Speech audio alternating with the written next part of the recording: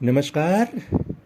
South Asia monitor के Sam podcast में आप सभी का स्वागत है। आज़ादी के 75 साल के मौके पर बनारस विद्रोह श्रृंखला की चौथी और अंतिम कहानी के साथ मैं सरोज कुमार। दोस्तों, क्या मिठाई को कभी हथियार बनते सुना है?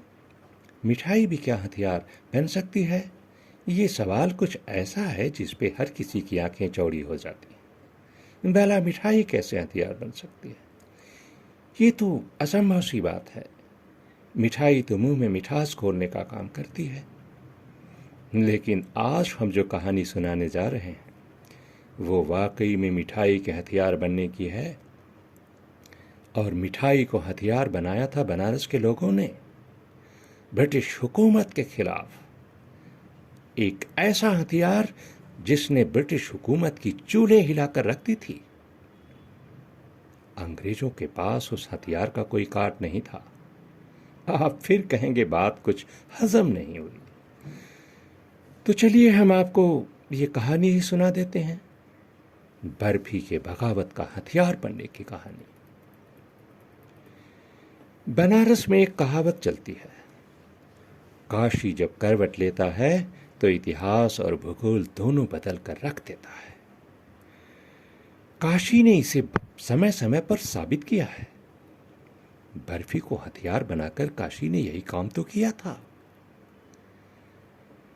दोस्तों, ये कहानी तब से शुरू होती है जब पिंगली वेंकैया ने महात्मा गांधी के सुझाव पर 3 रंगों की पट्टियों वाला तिरंगा झंडा तैयार किया था। सबसे ऊपर केसरिया, नीचे हरा और बीच में सफेद रंग की पट्टी पर चरखे का निशान। ये झंडा जल्द ही स्वराज का प्रतीक बन गया। सन 1931 में अखिल भारतीय कांग्रेस कमेटी ने इसी को अपना आधिकारिक झंडा घोषित किया था।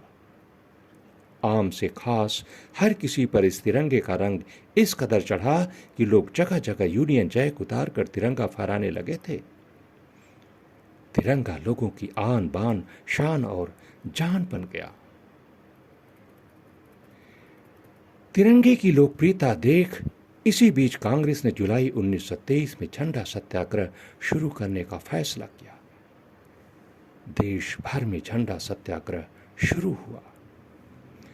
हाथों में तिरंगा लिए लोगों का हुजूम किधर भी निकल पड़ता। तिरंगा एकजुटता का प्रतीक बन गया। झंडा सत्याग्रह के विस्तार से घबराई ब्रिटिश हुकूमत ने अब तिरंगे पर ही प्रतिबंध लगाने का फैसला किया। तिरंगा लेकर चलना जैसे अपराध हो गया। देश भर में तमाम गिरफ्तारियां हुईं। बनारस के रणबांकुरों ने इस ब्रितानी बंदिश का मुकाबला करने का फैसला किया और बर्फी को ही हथियार बना दिया। जी हां, तिरंगा बर्फी। बनारस में निर्मित हुआ बगावत का एक ऐसा हथियार था जिसकी काट अंग्रेजों के पास नहीं थी। बनारस में मशहूर पक्का महाल मोहल्ले को चीरते हुए एक गली निकलती है गंगा घाट की तरफ। गली का नाम ठठेरी बाजार। ठठेरी बाजार वैसे तो तावा पीतल के बर्तनों के लिए मशहूर है, लेकिन मिठाई की कुछ पुरानी और पाकीज़ा दुकानें भी यहाँ हैं। राम भंडार ऐसी ही एक दुकान है, आज भी है।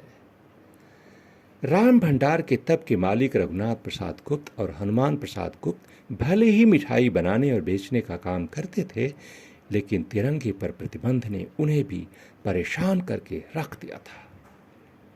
दोनों भाई कई दिनों तक इसी मंथन में लगे रहे कि वे अपनी तरफ से आखिर देश के लिए क्या कुछ कर सकते हैं।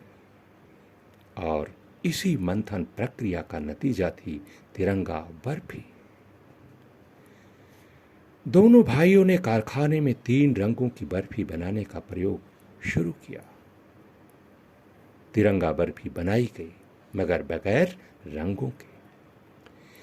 केसरिया के लिए केसर, सफेद के लिए काजू बादाम और हरे रंग के लिए पिस्ता का इस्तेमाल किया गया था।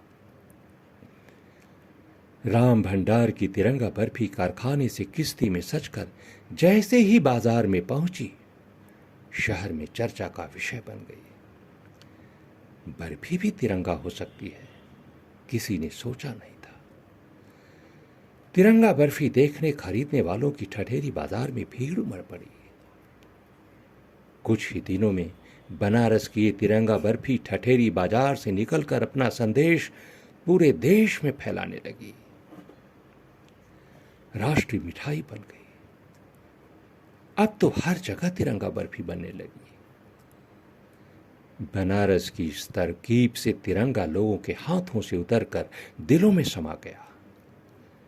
तिरंगा बर्फी स्वराज आंदोलन का हथियार बन गई।